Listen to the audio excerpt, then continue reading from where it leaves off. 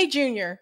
So it was really interesting to me. I was on Rising recently and I was explaining to people, you know, how I did not agree with RFK Jr. Deleting his tweet in reference to Roger Waters. And I also don't share his views in reference to this conflict with Israel and Palestine. You guys know how I feel about that. You know, I support BDS. You know, I support Palestinian movement.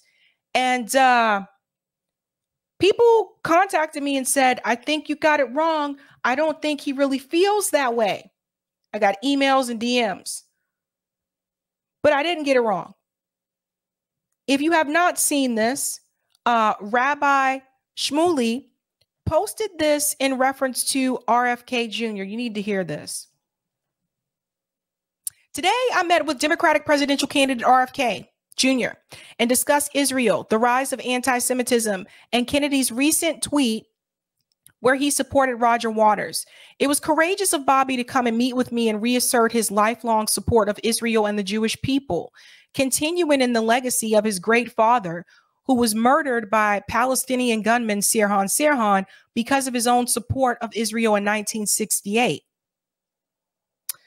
Rabbi Shmuley and Kennedy discussed the volatile situation in the Middle East and the challenges facing America for more than 2 hours. Listen to this part, guys. Kennedy explained, I'm going to make this bigger. Kennedy explained that his tweet about Waters was in response to someone sharing with him a picture that Waters flashed of Kennedy at one of his concerts, saluting the candidate's willingness to swim against societal currents.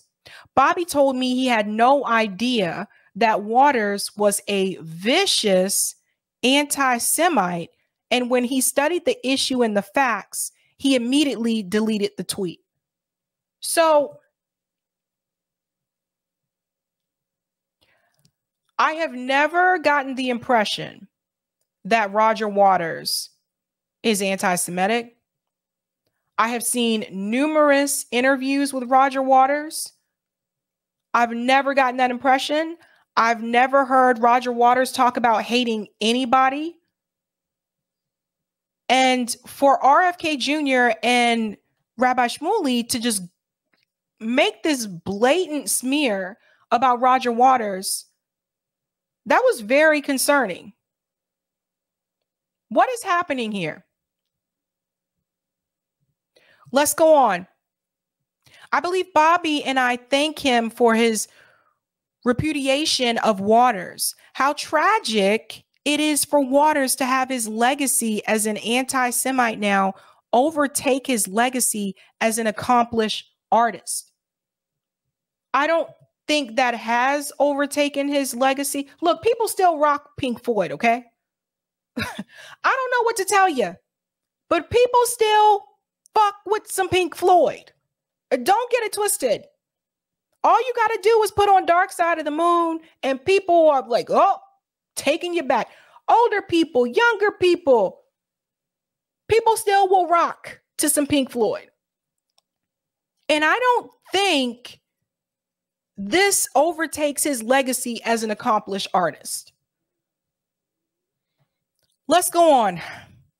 Kennedy said his dedication to Israel's security is unshakable and unalterable. So remember when I said on Rising that maybe someone should have that discussion with him and maybe he can be moved on that issue? According to the rabbi, it's unshakable and unalterable. So again, he's speaking for RFK Jr. I mean, RFK Jr. isn't saying this is really weird to me. He also said that he reserves the right to challenge some of its policies, for example, as an environmentalist with regard to water rights. Rabbi Shmuley agreed that the beauty of Israel, as opposed to all of its neighbors, is that it's an open democracy with a free press, and just like America, welcomes criticism. Kennedy and Botek discussed the Holocaust. Gotta be careful with this on YouTube. They talked about genocidal threats of the community.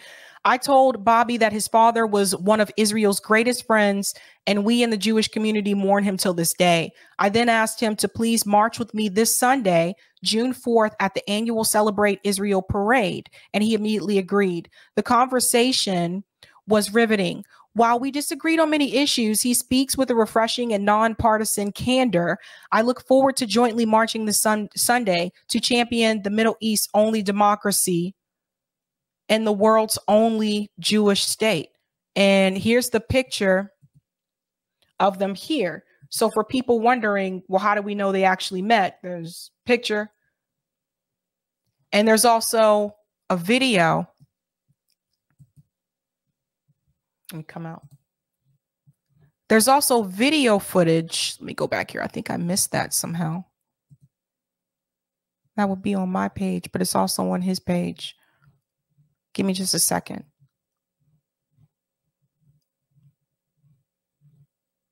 There were a lot of people at this rally. This dude tweets a lot. I guess I can just go back to my page. Sorry, guys. I thought I had this. Okay, here we go. Here's the parade. So RFK Jr. here is at the parade with them. Here are pictures. So grateful that my friend and great friend of Israel, RFK Jr., marched with me today with an Israeli flag. This was in New York. And then there was also the video. Here's the video. Let me just pause it for a second and then open it up for you. No. 1 second. I want to thank our dear friend Bobby Kennedy, phenomenal friend of Israel and the Jewish community, for joining us to celebrate Israel Parade on Israel's 75th birthday. Bobby, this crowd loves you. God bless Israel. I'm going to be a champion for Israel as president, and God bless you. And you see how much they have, the love they've shown you, your family's legacy, your family's contribution to America, and the friendship between Israel and the United States. And God bless you, Bobby. Thank you very much. Thank you, Bobby.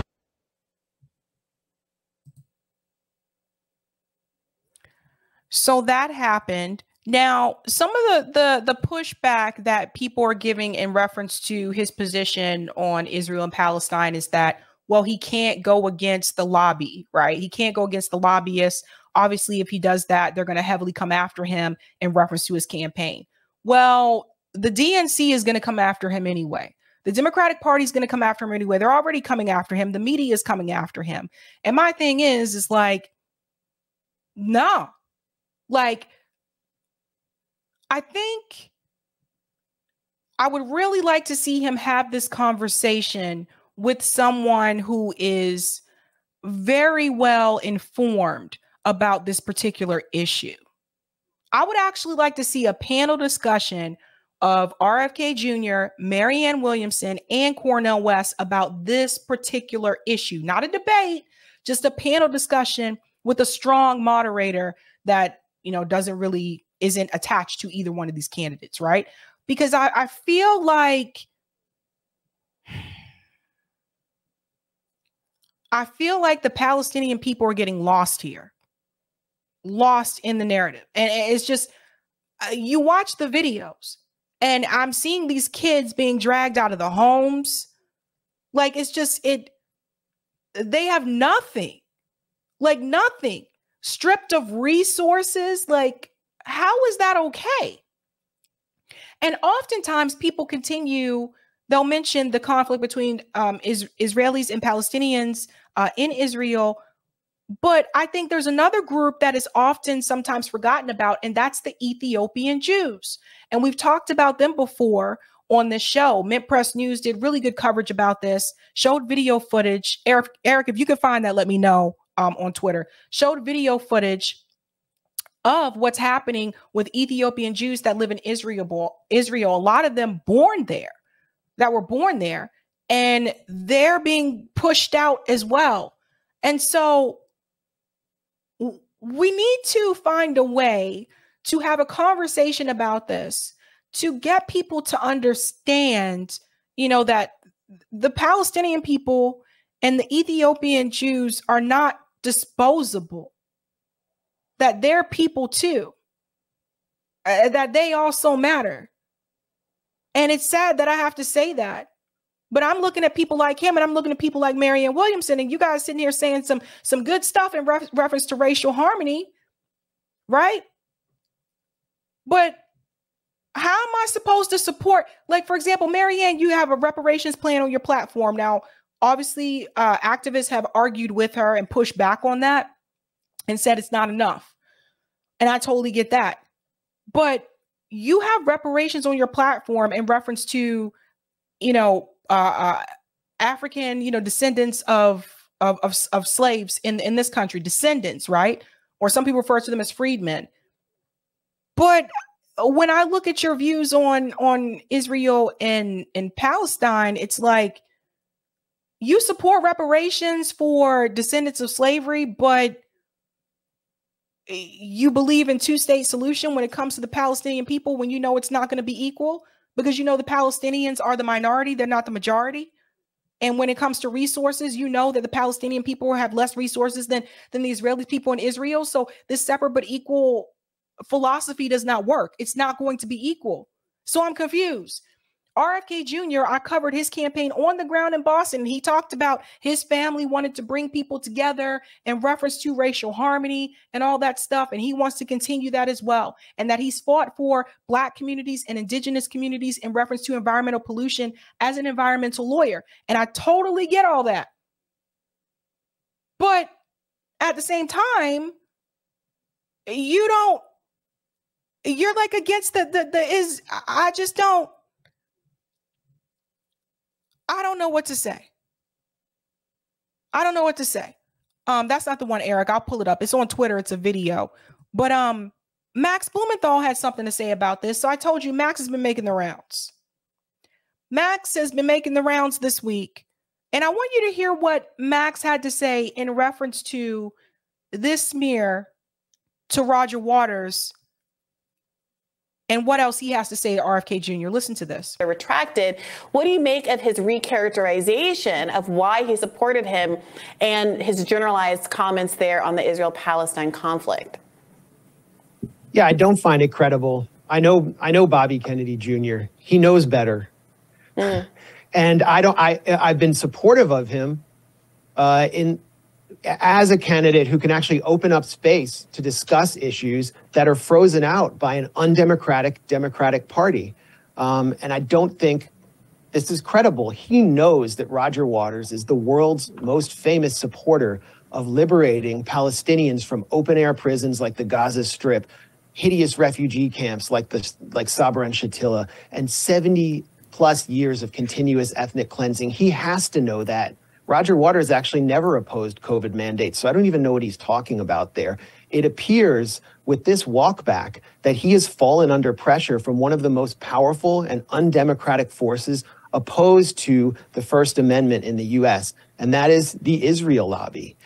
And it feeds the perception when Bobby Kennedy Jr. marches in the Israel Day parade with Shmuley Boteach, a far-right former reality show race hustler whose entire salary is paid by the Likudnik Adelson family, that he's not actually an anti-establishment candidate, that he is fallen under the sway of far-right Likudnik oligarchs.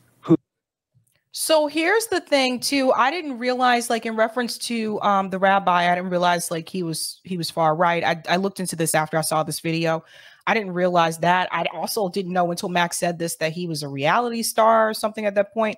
But it's just how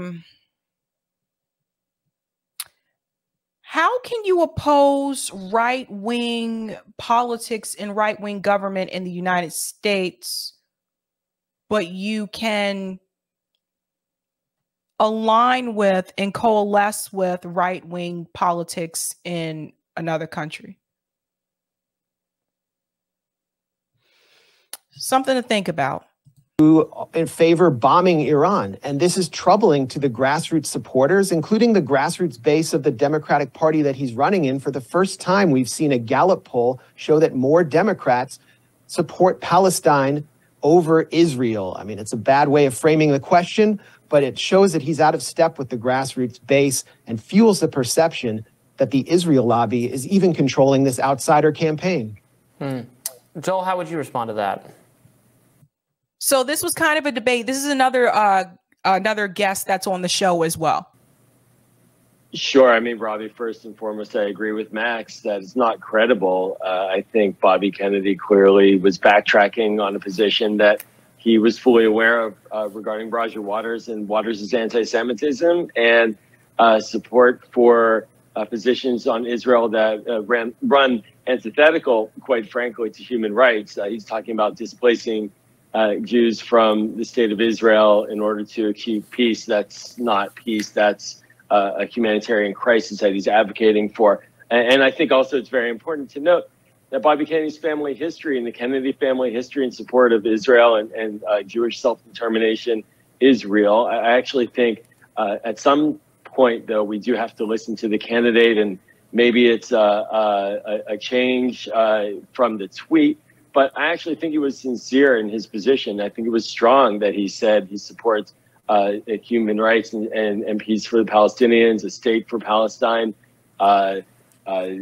quite frankly, as well within that. And, you know, he's not credible in the backtrack, but I think we have to look at the voice, and the voice is saying something eminently reasonable, and it's pointing out that Roger Waters and what Waters is saying and how he's doing it not only is offensive, but even the German Jewish community found it deeply anti-Semitic. He's up there shooting pig balloons with Stars of David on it. Nobody can argue that that's nothing but adding fuel to the fire of hatred of Jews.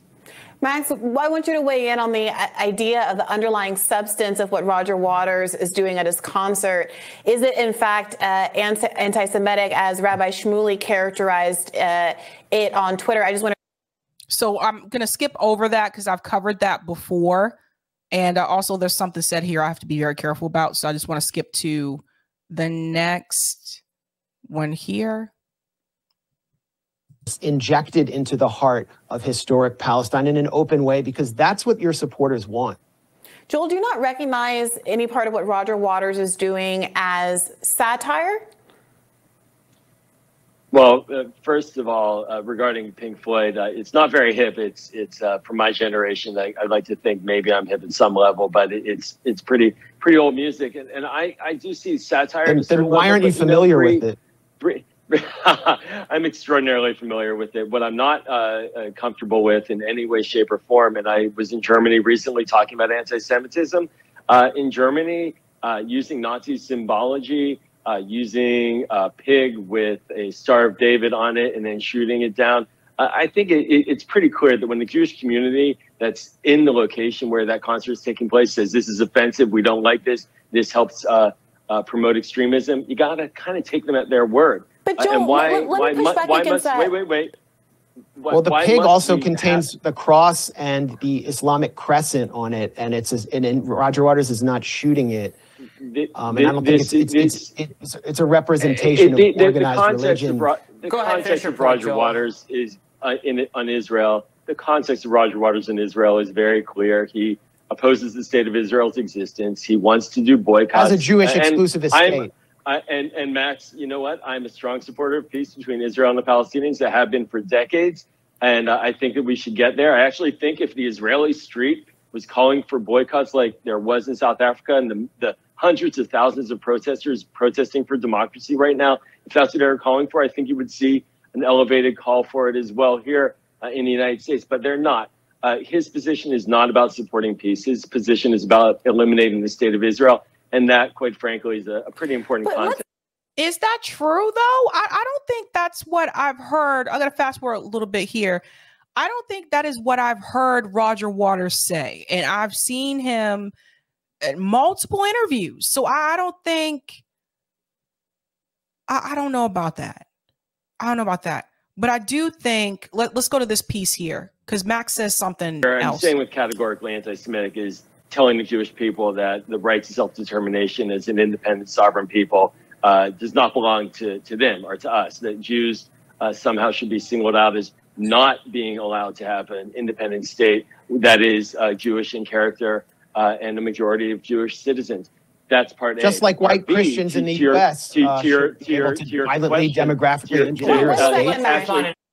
So what Max was adding in there, he was talking about white Christians in the United States. And I guess the example I think he's trying to make is, what if the United States became like a white Christian state. So like people who are here, people who are Muslim, people who are, you know, Buddhist, atheists, agnostic, were just slowly pushed out because they weren't Christian. I think that's what Max was trying to add in there, but I think he got cut off. Sorry about that. In a minute, Max. To getting to Bree's question, Max, to Bree's question, you're absolutely right, Bree. Without a doubt, this occupation is way past overdue. Without a doubt, there needs to be a two-state solution. Without a doubt, the settlement enterprise has encroached upon Palestinian territories that are preventing a feasible, practical, physical separation that enables the Palestinians who want their own state to have their own state. And that's where real fight, the real tension is right now inside of Israel. There's a real tension clearly in the United States, where the majority of American Jews, we support a peace process, a peace outcome.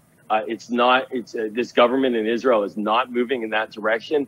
Deeply problematic. But that doesn't mean that eliminating the state of Israel as a majority Jewish state must be the way to resolve it. And the point of history on this, when there was no state in between the Jews and the Palestinians before 1948, and they lived sort of under British mandate and with each other, there was constant civil war. That is not a recipe for peace. What a recipe for peace is an actual agreement between the two sides. That's what we need to be fighting for, not eliminating. But why hasn't that? So please, and inform me, those of you in the chat, why hasn't that happened? Why hasn't there been a resolution for peace? Like, I get where Joel's coming from, and he's talking about, like, you know, they need like some type of resolution, but why hasn't that happened? Let's go on. One of the sides. We're gonna have to go in a minute, but I want to give you the last word, Max. Well, Joel and I are extremely privileged American Jews who have two countries thanks to Israel's settler colonial project, while the Palestinians I met who are caged for the rest of their lives in the Gaza Strip have no country. And it's because they are not Jewish, and the state of Israel as it currently exists is dedicated to violently demographically engineering a Jewish demographic majority, something that no Jewish American would permit from white Christians in the United States. What Joel calls the destruction of Israel is actually the inclusion of Palestinians and a binational state with equality for all. That is what he's equating democracy with destruction. So what does that say about the character of the state of Israel? And what does it say about those who are attacking Roger Waters? It says let me come back just for a second. So I guess the question I have, like, does Joel believe that in order to reach that point of peace, that there needs to be destruction first? That there needs to be chaos, that out of the chaos will come peace?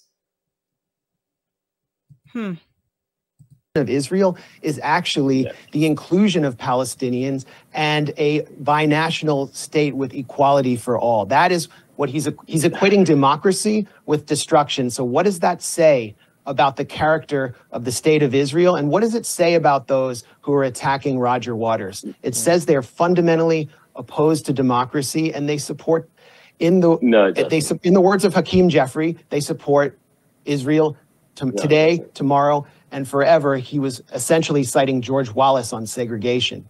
Well, fascinating exchange between both of you. So he invited not Roger Waters, RFK Jr.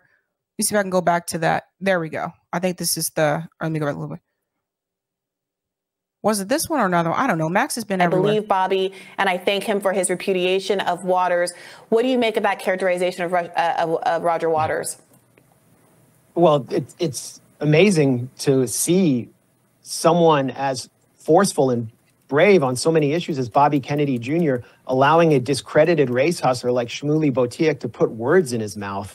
And it really emphasizes how powerful the Israel lobby is. But to the point about Roger Waters, he's performing The Wall. This is a 43-year-old rock film that is possibly the most famous rock film in history. And what he's performing there in his concerts, which he has been doing across the United States with no complaint, is mocking a fascist demagogue. He's paying tribute to Anne Frank in his performances. The problem for the Israel apartheid lobby is that he's also paying tribute to Shireen Abu Akleh, the journalist who was killed in the line of fire deliberately, apparently, by and I think we all covered that story over at RBN. Israeli forces, and they cannot allow a universal interpretation of the Holocaust to include all people. So they have to demonize Roger Waters and show how unhip and uncool and out of it they are, that they don't even know what the wall is. And that's the other thing too. How many people criticizing the performance have actually seen the performance? Like, how many people just saw maybe pictures here and there on social media, but they haven't actually seen the performance? I really feel sorry for Bobby Kennedy Jr. to be wrapped up in this and to allow himself to become kind of a hostage. So I want to extend an invitation to Bobby.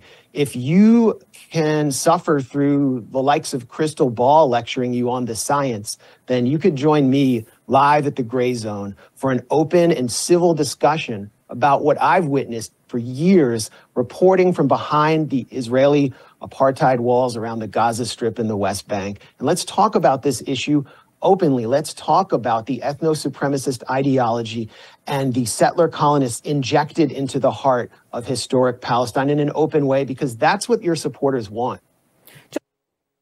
So that was an open invitation there from Max Blumenthal to RFK Jr. to come onto the Gray Zone and have the discussion. Is it going to happen? I don't know. Is he going to be willing to go on there and have that discussion? I don't know. I know when I talked to his press people recently, I know they said, like, I'm in a queue. I don't know. I don't know if he'll ever come on the show, to be honest with you. But I reached out the week that he made the announcement. I did cover his announcement on the ground because it was local here in Boston. But I don't know if he'll come on this show. I don't know if he'll go on the Gray Zone to have that discussion. I don't know. But for those of you asking me, like, Sabby, have you reached out? Yes, I did back in the day. And I double checked about 2 weeks ago. And they said that I was in the queue, but I don't know, you guys. I don't know if he would come on and do it. But I want to show you this video here from Mint Press News, because I think we can't just talk about the Palestinian people. We need to talk about what's also happening to the Ethiopian Jews as well. And you need to see this if you haven't seen it. My kids, especially my sons, is not safe here in Israel.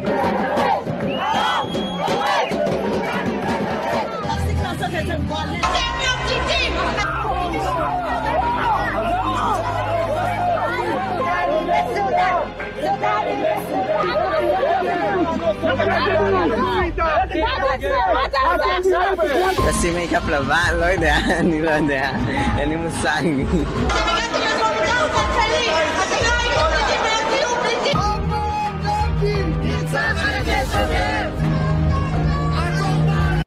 By the way, that was the Real News Network. See this? See this? The Real News, or excuse me, the realnews.com. Like, a lot of people aren't talking about this particular issue. They're talking about, you know, the issue with Israel and Palestine, but a lot of them are not showing you what's happening to Ethiopian Jews that are also there as well. It's just disgusting. Oh, something happened to the sound there, Eric. I don't know. Yeah, I can't hear anything. You may have to. Yeah, I can't hear anything. We may have to come out and come back, remove it and come back in. That's Twitter for you.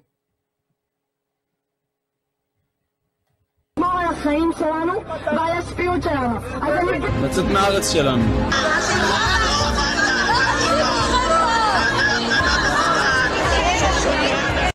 She said, if I am racist in order to preserve my life, then I'm proud. Like, see, these are the things they're not showing you. So I saw that stuff there. Okay, here we are. He said, what are you going to do? What are you going to do? I don't know why. For some reason, the sound cuts out there.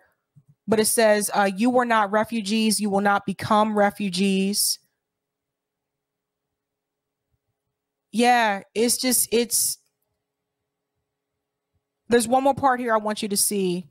It says what an Ethiopian needs to do, leave our country. Now, just keep in mind, some of them were born there.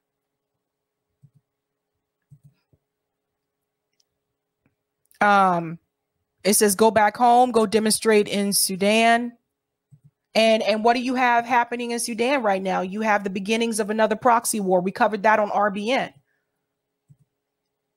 This part, you should all be in camps. And this one with the police officer, when a police officer confronts an Ethiopian Israeli suspect, it is natural in his mind to suspect him more than anyone, more than he would someone else. Like, does that sound familiar to you? Isn't that what we have here with the police state in reference to African Americans? These are things they're not showing you.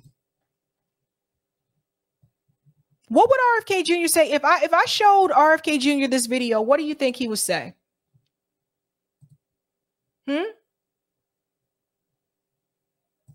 What do you think he would say?